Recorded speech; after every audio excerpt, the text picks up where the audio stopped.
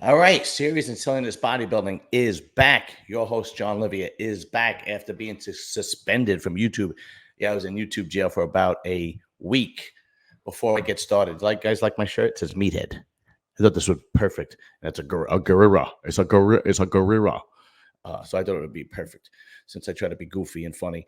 And I'm about to take headshots today. Oh yeah, I ain't pulling any punches today. I'm pissed off that I couldn't do content for a week, so I'm taking people out anyway. So let me explain actually what happened. If anybody follows me on Instagram, you're going to know what happened. But here's what happened. About 2 years ago, I interviewed Amber DeLuca. Amber DeLuca is a bodybuilder fetish model. So we really talked about her fetish modeling. And her fetish stuff really gets edgy. Okay, whatever. Apparently, talking about it is not a problem. What a problem is I put a link on where you could find Amber elsewhere. So when I interview people, I do that for people to promote them, right? They're coming on my show. I help them. I promote them. They're helping me. I help them, whatever, blah, blah. And one of those links happens to be Clips for Sale. Apparently, that link goes right to a site called Clips for Sale. You could buy short clips of pornographic material of whatever model that I'm interviewing. So that apparently is a big no-no. YouTube does not want any links that go directly for pornography. So I got suspended for a week for that. I didn't know. But this happened 2 years ago. Let me tell you something. The people that find this shit from YouTube, they should go work for the American government and find out more about the Epstein Island list or the Biden laptop. No, they would figure it out in a heartbeat. I don't know what's going on in the American government, but just hire the YouTube people. You'll figure shit out. Anyway, I'm back to regular scheduled program, but this one's going to be special because I'm going to cover everything that I wanted to cover in this episode right now. And I'm pissed off, so I am taking headshots. The first headshot I'm taking is Phil Heath. So I watched that Phil Heath documentary, and it was just trash. All right. Okay. Let me preface, before I get into why I didn't like the documentary, let me preface by saying, in no way, shape, or form am I going to crap on Phil Heath's bodybuilding career. Phil Heath is clearly, unarguably, one of the greatest bodybuilders that ever lived. 7-time Mr. Olympia, probably in the top 5. If I had to break down the top 5 in my head right now, I think I've done it before, and he was in the top 5. Amazing. They didn't call him a gift for nothing. He truly was truly a gifted bodybuilder. The guy was outstanding bodybuilder. But watching this documentary, this guy really has a This guy really has a God complex, man. I mean, it's just unbelievable. Okay, so of course it starts out.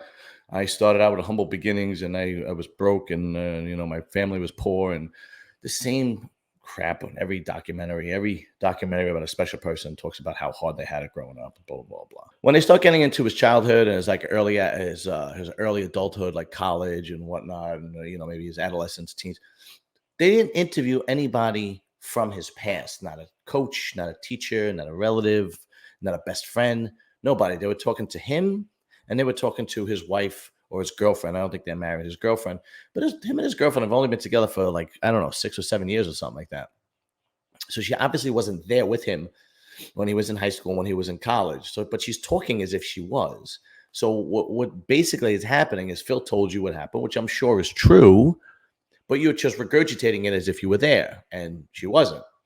That's why usually a good documentary has somebody from your past directly involved with you. So he was big into basketball, so maybe a basketball coach or something like that, or a teacher or a classmate saying the same thing he said to add validity to the documentary, right? That didn't happen. Okay. So right off the bat, I'm like, all right, great. That didn't happen. So we could see that we didn't do as much research as we should have done in this documentary. Production value was good.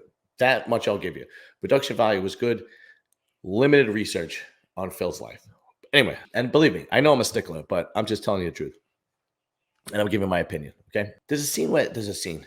Yeah, there is a scene when he talks about how he couldn't play basketball anymore in college and how he debated on ending his life. He contemplated ending himself because he couldn't he couldn't play basketball anymore. And I'm like sitting there going, this really seems like you're trying to drum up some sympathy from the audience because you're 19 years old, you're a good looking kid, you're smart, you're in college, you got your family, you got your whole life ahead of you, and you're contemplating ending your life because you can't play basketball anymore. I can understand you being upset, but really? For those of you who don't know, you can't really say the word on YouTube. You could say it, but then they don't push it out on the algorithm. So I avoid saying the word. Anyway, so that was that. And then they went into like this whole the comeback story. You know, he had won 7 Olympias already. He lost. And the comeback story, it's like nobody thought. It was the comeback story was so drummed up to bring emotion out of the audience. I don't mind a documentary if it's accurate, but don't play on my emotions too much because you want me to go back and say this was just a tremendous documentary. There's a scene where he's in the elevator and he's telling everybody, you know, if I could smile, then everybody else could smile. And it's like it was just too dramatic for me. It's just like it was like almost cringy. I'm like, ugh, ugh, ugh, ugh. You know, and of course they had Kai, interviewed Kai. I think they interviewed Brandon Curry, Phil, his wife a lot. His wife was a lot of we when we won the Olympia, you know, that kind of thing. And then Steve Weinberger, the head judge, talked about why he lost and his stomach and so on and so forth. And they talked about his operation. And then at the end, he says he makes this big announcement that he's never competing again. Shocker. What's next? Is Kai Green going to announce that he's never competing again? Yeah, no shit. You know, it's just, uh, I get that these athletes have this kind of aura about them that they're kind of better than everybody, for lack of a better term. But if you could just try to be a little bit down to earth. You know, no mention of the fans, no mention of how lucky he was, no mention about how of a privileged situation he was put in from bodybuilding, how his life prospered from bodybuilding, so on and so forth. How lucky he is to feel that when you speak about him, you're speaking in the same sentences as Ronnie Coleman and Arnold Schwarzenegger and Lee Haney. Yeah, nothing like that. It was just too cringy for me. I know people are going to disagree with me and go, "This is a great documentary." That's fine, whatever. So that's the first guy I took out. Took out Phil. Okay, second guy I'm going after, and I'm sorry, Carlos. I'm sorry, but I know we're friends, and I know you've been on my show, and you were on my show every week at Muscular Development. But I gotta say what I think everybody is thinking and afraid to say. You got to get on stage, man. You got to compete, and you got to get in shape, and you got to compete. Everybody is waiting way too long for you to compete. You are this guy that everybody is waiting to break out. You're supposed to do your New York Pro last year. You didn't do it. You got sick. Then you did the Texas Pro. You did good, but you didn't come in shape that everybody had expected you to. And you probably already know that you didn't come in shape. And then you shut it down for the year. If you would have done the next show and came in 10% better, you probably could have won and went on to the Olympia.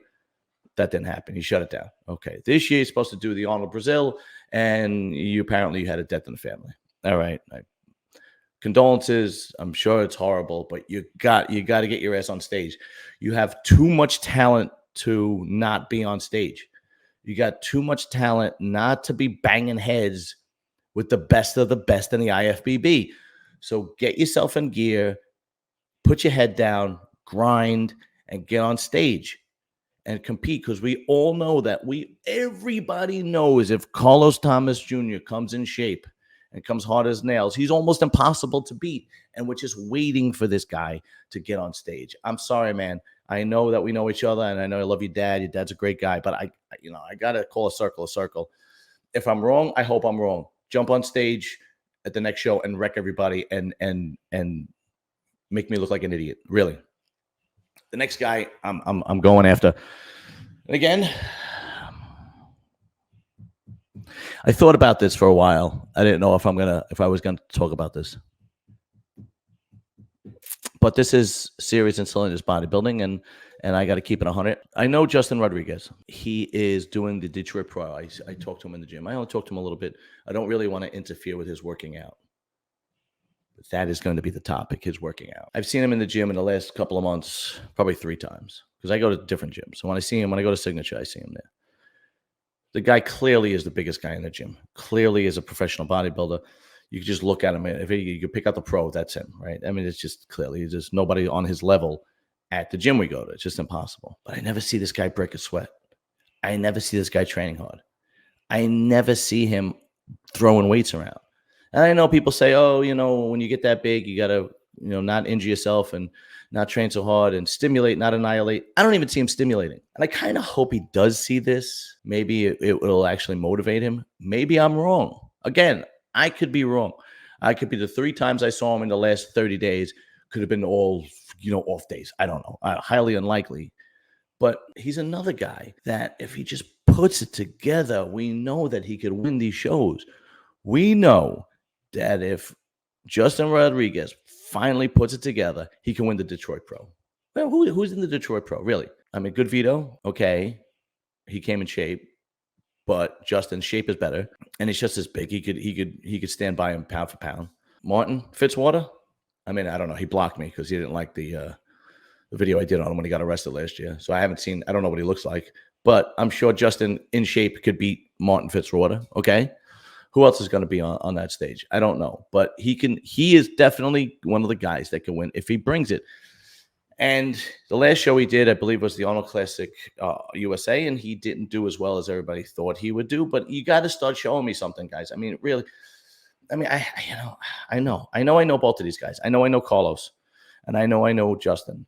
But I got to call a circle, man. And the reason why I'm saying this is because it's frustrating from a fan's point of view when you look at somebody with so much talent that just has to put 10% or 20% more work in, and you could be on. You just, it's like so frustrating. It's like, dude, fucking get to work. You could do this. And as a fan, I'm saying to these guys, please put the work in. We want to see you win. We want to see you win.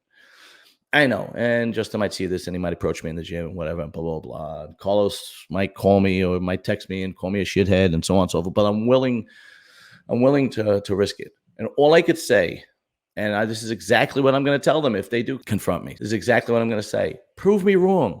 And if you prove me wrong, I will apologize. I will come on back on my YouTube channel and I will apologize.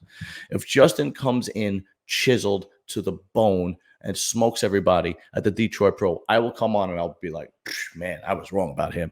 100% you have my word. If Carlos jumps on stage this year and smokes everybody, you have my word. I will come on here and go, man, I was just wrong about you, man. It was just bad timing or whatever the case may be. It's at the point where you got to show us something. You got to show us something. How many times are we going to give you the benefit of the doubt? If it's getting to the point where it's borderline, then it's time to show us something, and it's time to prove us wrong. Us meaning the fans or YouTubers, but mostly the fans. All right. Anyway, I know it's a little controversial today, a little bit, but that's okay. I will be back, obviously, with Muscle Talk and a whole bunch of other content because it's going down. Serious and Cylinder Bodybuilding is just going to get better and better and better. That's about it. So subscribe. What are you waiting for? I mean, really, look at me. I mean, I got a fucking meathead shirt on. I make fun of myself and I keep it real and just fucking subscribe.